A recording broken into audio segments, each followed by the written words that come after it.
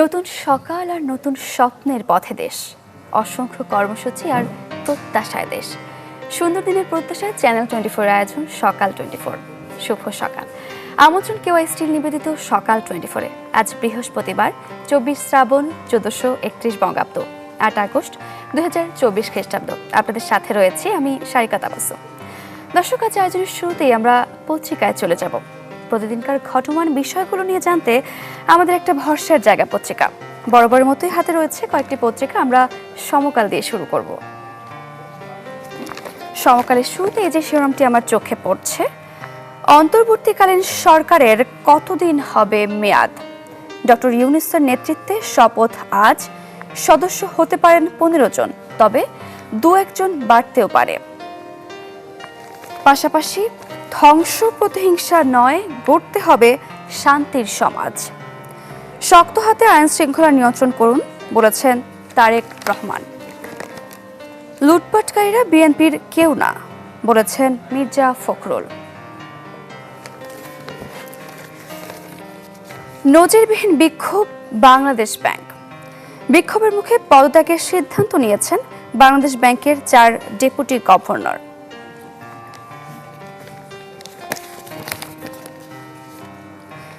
বিশ্ববিদ্যালয় প্রশাসনের শীর্ষ কর্তাদের পদত্যাগের হিড়িক। পদ ছাড়লেন অ্যাটর্নি জেনারেল। এনপিআর চেয়ারম্যানের বিরুদ্ধে বিক্ষোভ। দর্শক, আওয়ামী লীগ শীর্ষ নেতাদের কে কোথায় বোঝা দায়? ক্ষমতাচ্যুত শেখ হাসিনা সরকারের মন্ত্রী এমপিদের পাশাপাশি আওয়ামী লীগের সিংহভাগ নেতাই এখন লাপাত্তা। এই ছিল সমকালের প্রধান প্রধান শিরোনামগুলো। সমকালের পরে আমরা প্রথম আলো শিরোনামগুলো দেখে নেব। অন্তর্বর্তী সরকারের শপথ আজ। আমরা সমকালও দেখছিলাম, ডক্টর ইউনূসকে সশস্ত্র বাহিনী সর্বতোভাবে সহায়তা করবে। নোবেলজয়ী মোহাম্মদ ইউনূসের নেতৃত্বে অন্তর্বর্তীকালীন সরকারের শপথ আজ বৃহস্পতিবার রাত 8টার দিকে হতে পারে বলে জানিয়েছেন সেনাবাহিনীর প্রধান জেনারেল ওয়াকারুজ্জামান। তিনি বলেন, ডক্টর ইউনূসকে সশস্ত্র বাহিনী সর্বতোভাবে সহায়তা করবে।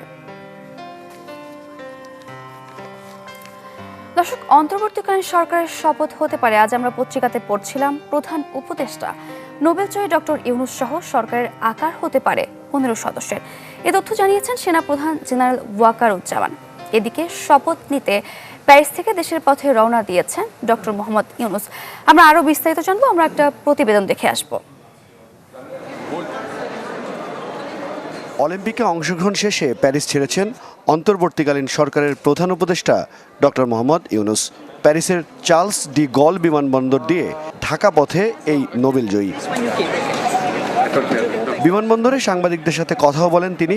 জানান দেশে ফেরার আনন্দের কথা।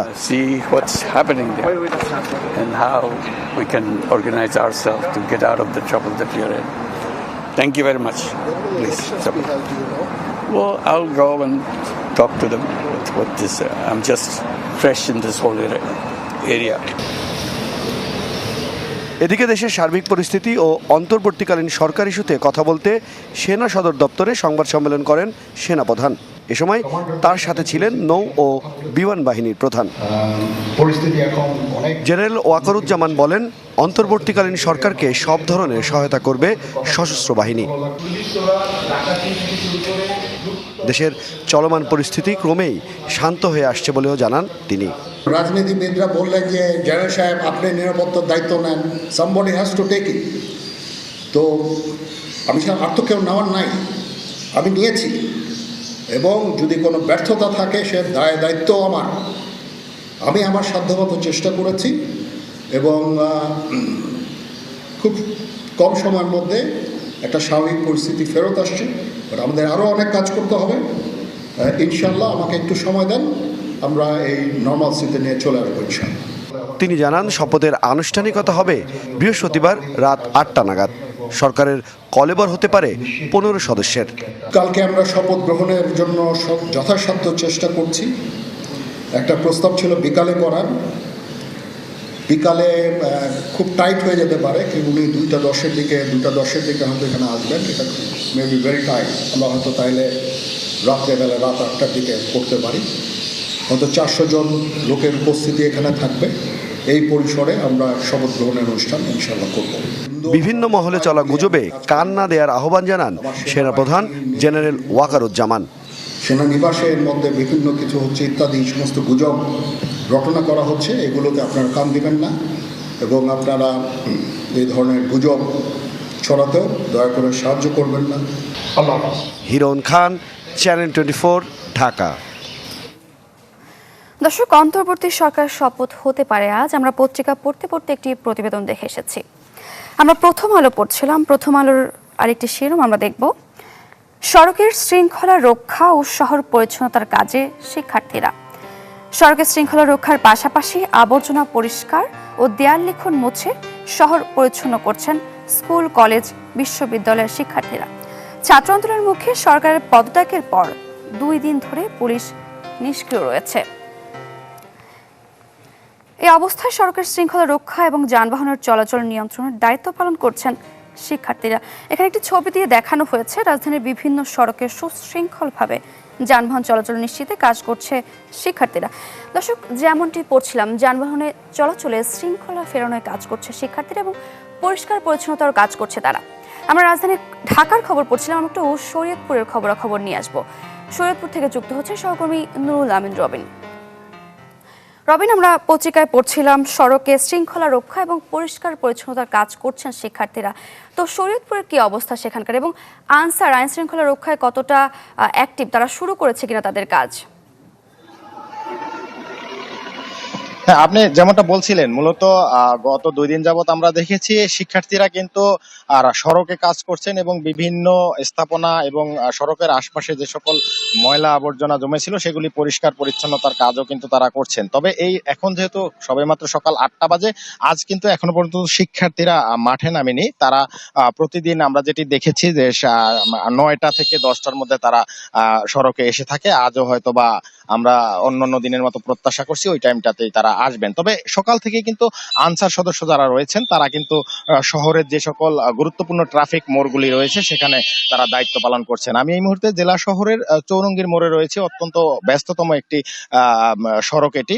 যদিও সকালে যানবাহনের উপস্থিতি অনেকটাই কম, তবে আমরা যেটি জানতে পেরেছি আনসার সদস্যদের একাধিক টিম শরীয়তপুরের বিভিন্ন এলাকায় কাজ করছে। এই মুহূর্তে এখানে 3 সদস্যের একটি টিম কাজ করছে, এছাড়াও অন্যান্য পয়েন্টেও কাজ করছে। তবে বেলা বাড়ার সাথে সাথে যখন শিক্ষার্থীরা সড়কে নেমে পড়েন তখন কিন্তু মূল কাজটি শিক্ষার্থীরাই করে থাকেন, আনসার সদস্যরা কিছুটা তাদের সহযোগিতা করে থাকেন।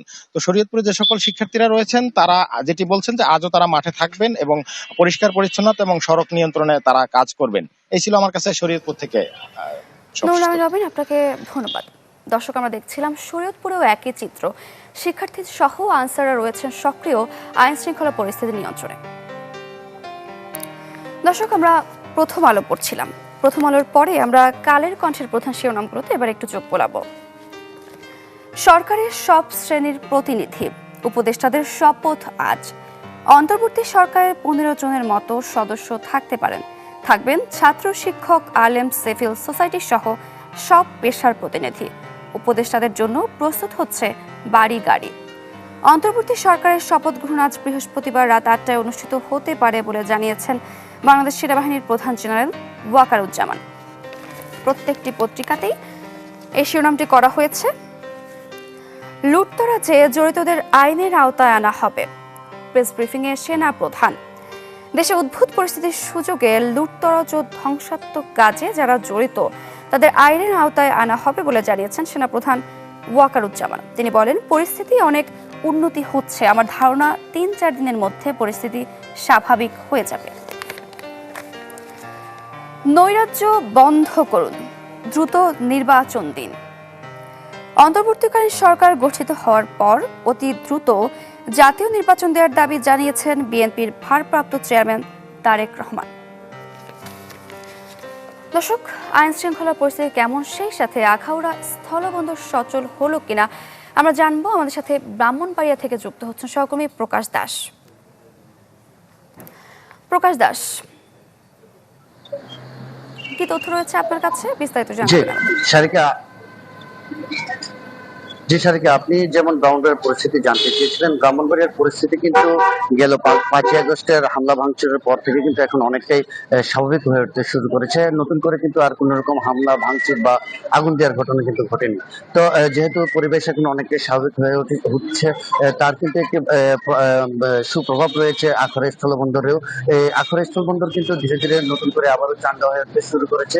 আমরা কিন্তু দেখেছি যে আখড়া স্থলবন্দর দিয়ে গেল কয়েকদিনে কিন্তু বিভিন্ন ধরনের যে হিমায়িত মাছ, তার প্রাণ আরফিলের বিভিন্ন পণ্য সহ যে প্রায় 15 থেকে 20 ধরনের যে পণ্য এখান দিয়ে রপ্তানি করা হয়ে থাকে, তার মধ্যে কিন্তু বেশিরভাগ পণ্য ভারতে কিন্তু রপ্তানি করা হয়েছে। তবে একটি বিষয় হচ্ছে যে বাংলাদেশ পুলিশের যে কর্মবিরতি চলছে, সেই কর্মবিরতির সাথে সংহতি প্রকাশ করে গতকাল থেকে কিন্তু ইমিগ্রেশন পুলিশ যারা সদস্যরা রয়েছেন তারা কিন্তু কর্মবিরতি পালন করছেন। মূলত গতকাল 9:30 থেকে কিন্তু তারা কর্মবিরতিতে যান। এতে করে কিন্তু ভারত এবং বাংলাদেশের যারা পাসপোর্টধারী যাত্রীরা রয়েছেন তারা কিন্তু অনেকটাই বিপাকে পড়েছিলেন। এর মধ্যে কিন্তু বেশিরভাগই রয়েছিলেন যে মেডিকেল ভিসার যাত্রীরা। তো এই দুপুর 1টা নাগাদ কিন্তু বিশেষ বিবেচনায় যারা বাংলাদেশের যারা পাসপোর্টধারী অতি গুরুত্বপূর্ণ রোগী রয়েছেন তাদেরকে কিন্তু ভারতে যাওয়ার জন্য তারা ছেড়ে দেন। এছাড়াও যারা ভারতের যাত্রী রয়েছেন তাদেরকেও কিন্তু তারা পারাপারের সুযোগ করে দেন। এছাড়াও কিন্তু যে তো ধীরে ধীরে কিন্তু আখড়া স্থলবন্দরের সার্বিক পরিবেশ সুস্থ হয়ে উঠছে। তো এই ছিল আমার কাছে ব্রাহ্মণবাড়িয়া থেকে সর্বশেষ খবর। সারিকা। প্রকাশ দাস, আপনাকে ধন্যবাদ। দর্শক, ব্রাহ্মণবাড়িয়ার সার্বিক পরিস্থিতি নিয়ে আমরা জানছিলাম পরিস্থিতি অনেকটাই স্বাভাবিকের দিকে এখন। দর্শক, আমরা কালের কণ্ঠ পড়ছিলাম। কালের কণ্ঠের পরে এবার দৈনিক ইত্তেফাকে একটু চোখ বোলাবো। প্রতিশোধ প্রতিহিংসা নয়, আসুন শান্তির সমাজ গড়ি। বিএনপির বিশাল জনসভায় ভিডিও বক্তৃতায় খালেদা জিয়া। রাজধানীর নয়াপল্টনে বিএনপির বিশাল জনসভায় দলের চেয়ারপারসন ও সাবেক প্রধানমন্ত্রী বেগম খালেদা জিয়া ছাত্র জনতার ঐতিহাসিক গণ অভ্যুত্থানে আল্লাহর কাছে শুকরিয়া আদায় করে বলেছেন, দীর্ঘ আন্দোলন সংগ্রাম ও ত্যাগের বিনিময়ে আমরা ফ্যাসিবাদী অবৈধ সরকারের কাছ থেকে মুক্তি পেয়েছি। আমি আন্তরিক ধন্যবাদ জানাতে চাই আমাদের বীর সন্তানদের, যারা মরণপর সংগ্রামের মধ্য দিয়ে এই অসম্ভবকে সম্ভব করেছে।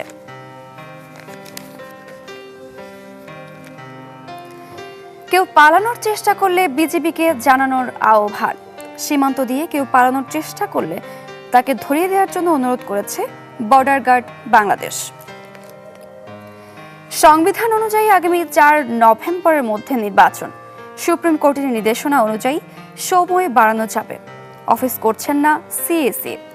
রাষ্ট্রপতি মোহাম্মদ শাহাবুদ্দিন দ্বাদশ জাতীয় সংসদ ভেঙে দেয়ায় আগামী 4 নভেম্বরের মধ্যে ত্রয়োদশ জাতীয় সংসদ নির্বাচন আয়োজন করতে হবে।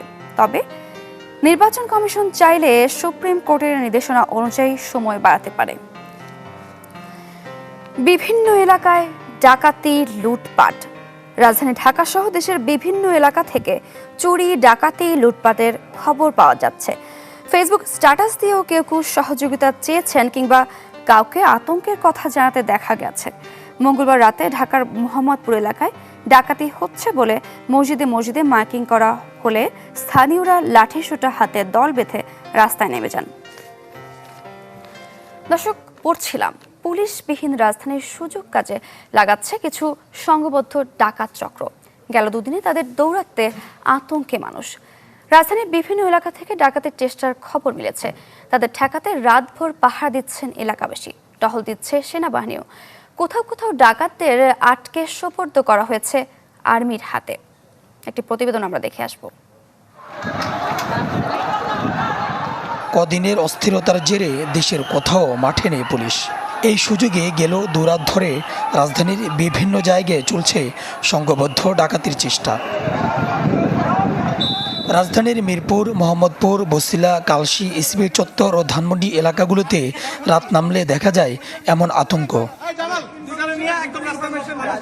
ডাকাতদের হাত থেকে রক্ষায় কোথাও পাহারায় ছিলেন এলাকাবাসী, কোথাও বা মসজিদে মাইকে দেওয়া হয়েছে সতর্কতার বার্তা।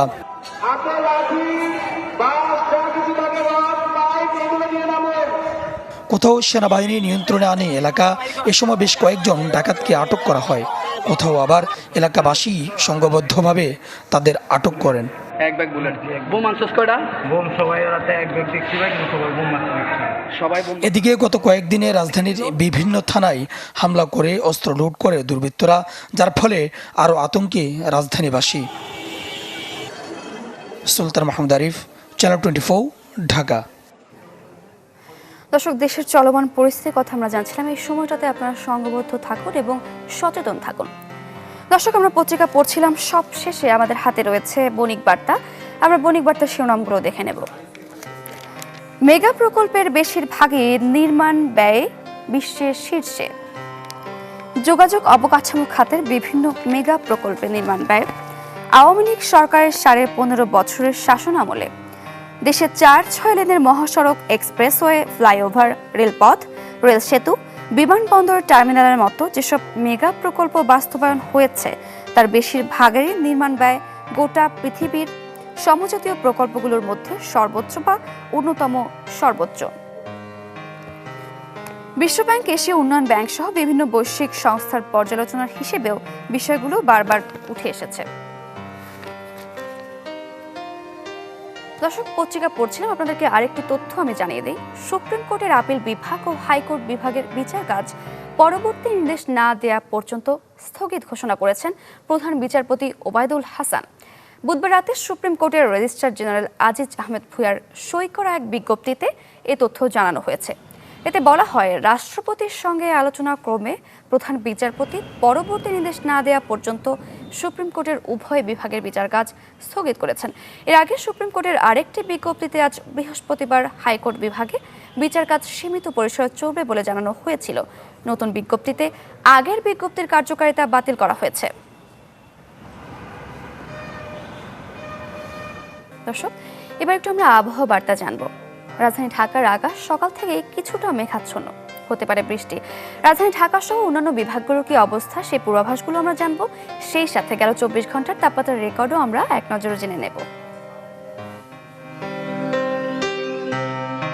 গেল 24 ঘন্টায় ঢাকার সর্বোচ্চ তাপমাত্রা ছিল 33.9 ডিগ্রি সেলসিয়াস এবং সর্বনিম্ন তাপমাত্রা ছিল 27.3 ডিগ্রি সেলসিয়াস। রাজশাহীতে 35.4 ডিগ্রি সেলসিয়াসের বিপরীতে সর্বনিম্ন তাপমাত্রা ছিল 27 ডিগ্রি সেলসিয়াস। রংপুরের সর্বোচ্চ তাপমাত্রা ছিল 34.5 ডিগ্রি সেলসিয়াস এবং সর্বনিম্ন তাপমাত্রা ছিল 26.9 ডিগ্রি সেলসিয়াস। ময়মনসিংহের সর্বোচ্চ তাপমাত্রা ছিল 32.8 ডিগ্রি এবং সর্বনিম্ন তাপমাত্রা ছিল 27.5 ডিগ্রি। সিলেটের সর্বোচ্চ তাপমাত্রা ছিল 33 ডিগ্রি সেলসিয়াস এবং সর্বনিম্ন তাপমাত্রা ছিল 25.7 ডিগ্রি সেলসিয়াস। চট্টগ্রামে 32 ডিগ্রি সেলসিয়াসের বিপরীতে সর্বনিম্ন তাপমাত্রা ছিল 26.2 ডিগ্রি সেলসিয়াস। খুলনায় 32.5 ডিগ্রি সেলসিয়াসের বিপরীতে সর্বনিম্ন তাপমাত্রা ছিল 27.5 ডিগ্রি সেলসিয়াস। বরিশালের সর্বোচ্চ তাপমাত্রা ছিল 31.2 এবং সর্বনিম্ন তাপমাত্রা ছিল 26.4 ডিগ্রি সেলসিয়াস। দেশের সর্বনিম্ন তাপমাত্রা ছিল কক্সবাজারে 25 ডিগ্রি সেলসিয়াস এবং দেশের সর্বোচ্চ তাপমাত্রা ছিল রাজশাহীতে 35.4 ডিগ্রি সেলসিয়াস। সকল বিভাগের অধিকাংশ জায়গায় এবং ঢাকা, খুলনা বিভাগের অনেক জায়গায় অস্থায়ীভাবে দমকা হওয়া সহ হালকা থেকে মাঝারি ধরনের বৃষ্টি, বজ্রসহ বৃষ্টি হতে পারে। সারা দেশে দিনের ও রাতের তাপমাত্রা সামান্য হ্রাস পাবে। দর্শক, আবহাওয়া বার্তাটি জানছিলাম, আজ সারা দেশে বৃষ্টির সম্ভাবনা রয়েছে। অবশ্যই যারা কাজের প্রয়োজনে ঘরের বাইরে বেরোবেন, প্রয়োজনীয় ব্যবস্থা নিয়ে বেরোবেন। দর্শক, কয়েকদিনের অস্থিরতায় নিত্যপণ্যের বাজারও যেন অস্থির। নিত্যপণ্যের দাম এই কমছে তো বাড়ছে। আমরা একটু দিনাজপুরের খবর জেনে আসবো। দিনাজপুর থেকে যুক্ত হচ্ছেন আমাদের সহকর্মী যুক্ত হচ্ছেন আমাদের সাথে। বিপুল সরকার সানি, আমরা একটু নিত্যপণ্যের বাজার দর জানতে চাই। কাঁচা বাজারের খবর তো আমরা জানবো, সেই সাথে চালের বাজার নিয়ে একটু জানতে চাই। দিনাজপুরের চালের জন্য তো বিখ্যাত নিশ্চয়ই, তো সেখানে কেমন পরিস্থিতি? স্যারকে আমরা সবসময় বলে যে দ্রব্যমূল্যের ঊর্ধ্বগতি, কিন্তু আজকে যে বাজারে এসে আমরা যেটা দেখতে পেয়েছি মোটামুটি করে অনেকটা স্বস্তি, এবং যে পণ্যগুলো ছিল গত সপ্তাহে যেটা দাম ছিল সেই দামগুলো প্রায় কিন্তু অর্ধেক কিংবা অর্ধেকেরও নিচে নেমে এসেছে। এবং আমরা দেখেছি যে এই বাজারে কিন্তু আমদানি অনেকটাই বেশি। আমি যদি বাজার মূলত আজকে বলি, বেগুন আজকে বিক্রি হচ্ছে 20 থেকে 25 টাকা কেজি দরে, যেটি গত এক সপ্তাহ আগে ছিল 40 থেকে 45 টাকা। পটল বিক্রি হচ্ছে 35 থেকে 40 টাকা কেজি দরে, যেটি ছিল 45 থেকে 55 টাকা। প্রচুর বই বিক্রি হচ্ছে 40 থেকে 45 টাকা কেজি ধরে, যেটা ছিল 50 থেকে 60 টাকা। কল্লা বিক্রি হচ্ছে 50 থেকে 55 টাকা ধরে, যেটি 60 টাকা পর্যন্ত ছিল। কাঁচামরিচের ঝাল কিন্তু অনেকটাই কমেছে, এখন 180 থেকে 200 টাকা কেজি ধরে বিক্রি হচ্ছে, যেটি 250 থেকে 300 টাকা ধরে বিক্রি হচ্ছে। আলুর দাম কমেছে, আলু আজকে বিক্রি হচ্ছে 48 থেকে 50 টাকা কেজি ধরে, যেটি 50 থেকে 55 টাকা ছিল। লাউ বিক্রি হচ্ছে 15 থেকে 20 টাকা প্রতি পিস, যেটি ছিল 35 থেকে 40 টাকা। তবে পেঁয়াজের দাম কিন্তু কিছুটা বেড়েছে, পেঁয়াজে আজকে বিক্রি হচ্ছে 100 থেকে 110 টাকা কেজি, যেটি 90 থেকে 95 টাকা কেজি ছিল। এখানে যারা পেঁয়াজ বিক্রেতা রয়েছেন তারা বলছেন যে আসলে ভারত থেকে পেঁয়াজ আমদানি না হওয়ার কারণে এটি হয়েছে। মিষ্টি কুমড়া আজকে বিক্রি হচ্ছে 20 থেকে 25 টাকা কেজি ধরে, যেটি 25 থেকে 30 টাকা ছিল। ঢেঁড়স কিছুটা বেড়েছে, 32 থেকে 35 টাকা কেজি ধরে আজকে বিক্রি হচ্ছে, যেটা 30 থেকে 35 টাকা ছিল। পেঁপে আজকে বিক্রি হচ্ছে 22 থেকে 25 টাকা ধরে, যেটা 28 থেকে 30 টাকা ছিল। এবং শসা আজকে বিক্রি হচ্ছে 40 থেকে 45 টাকা কেজি ধরে, যেটি 25 থেকে 30 টাকা পর্যন্ত ছিল। এবং আমরা এই চালের বাজারে দিনাজপুর, আপনি যেটা বলছিলেন, দিনাজপুর সব থেকে বড় পাইকারি চালের বাজার। আমরা এই চালের বাজারে খোঁজ নিয়ে দেখেছি যে চালের বাজারে কিন্তু তেমনটি বাড়েনি, যেটি গত এক সপ্তাহ আগে কিংবা গত 15 দিন আগেও যে চালের বাজারটা ছিল, চালের বাজারে কিন্তু সেই ধরনের বিক্রি হচ্ছে। তবে এক মাস আগে কিন্তু চালের দাম কিছুটা বেড়েছে, সেই চালের দামটা কমার দাবি জানিয়েছে এখানকার যারা ক্রেতা রয়েছেন, তারা বলছেন এবং তারা আরেকটি বিষয় বলছেন যে চালের আসলে মজুদ থাকা সত্ত্বেও চালের দাম বাড়ছে, এটি বাজার মনিটরিং এর আওতায় নিয়ে আসার জন্য তারা দাবি জানিয়েছেন। সারিকা। বিপুল সরকার সানি, আপনাকে অসংখ্য ধন্যবাদ। দর্শক, দিনাজপুরের বাজার পরিস্থিতি নিয়ে জানছিলাম আমরা। দর্শক, এই ছিল কেওয়াই স্টিল নিবেদিত সকাল 24 আজকের আয়োজনে। দেখা হবে নতুন দিনে নতুন সব তথ্য আর আয়োজন নিয়ে। সেই পর্যন্ত ভালো থাকুন, সুস্থ থাকুন, চ্যানেল 24 এর সাথেই থাকুন। শুভ সকাল।